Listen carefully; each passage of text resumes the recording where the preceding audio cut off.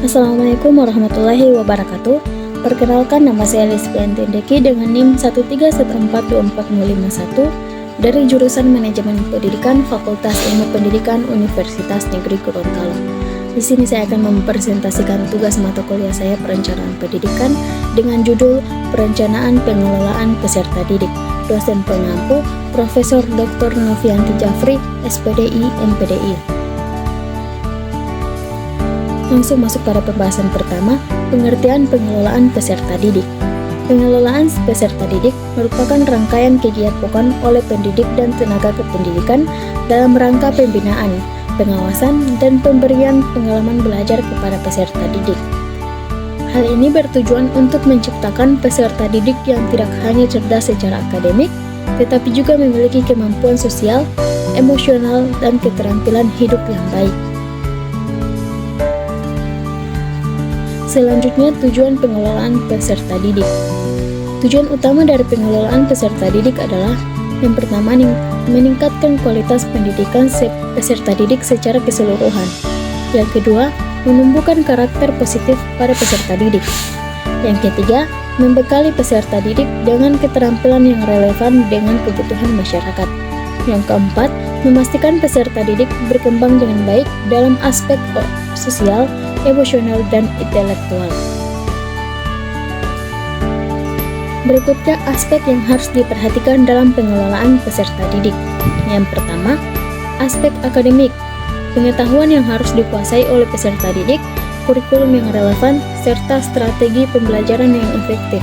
Yang kedua, aspek sosial, yaitu kemampuan peserta didik dalam berinteraksi dengan teman sebaya, guru, dan masyarakat.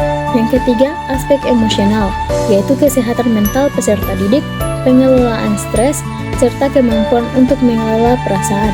Yang keempat, aspek keterampilan, yaitu pengembangan keterampilan praktis yang dapat digunakan oleh peserta didik di dunia kerja. Yang terakhir, pengawasan dan evaluasi. Pengawasan dan evaluasi sangat penting untuk mengukur keberhasilan pengelolaan peserta didik. Setelah program dijalankan, evaluasi dilakukan untuk menilai sejauh mana tujuan pendidikan tercapai dan efektivitas program yang diterapkan. Evaluasi ini meliputi berbagai aspek, mulai dari penilaian akademik yang dapat dilakukan melalui ujian atau tes, hingga penilaian perkembangan sosial dan emosional peserta didik yang dilakukan melalui observasi atau kuesioner. Selain itu, evaluasi keterampilan praktis juga penting untuk memastikan bahwa peserta didik menguasai keterampilan yang relevan dengan kehidupan nyata dan dunia kerja. Pengawasan berkelanjutan juga diperlukan untuk memastikan bahwa program yang dijalankan tetap sesuai dengan tujuan dan untuk mendeteksi masalah yang mungkin timbul selama proses pembelajaran. Jadi kesimpulannya, perencanaan pengelolaan peserta didik merupakan salah satu langkah penting dalam menciptakan pendidikan yang berkualitas. Dengan perencanaan yang baik, peserta didik dapat berkembang dengan optimal dalam berbagai aspek. Hal ini juga membutuhkan kerjasama antara berbagai pihak, termasuk guru, orang tua, dan masyarakat. Demikian presentasi dari saya. Jika ada kurangnya saya mohon maaf. Saya akhiri. Wassalamualaikum warahmatullahi wabarakatuh.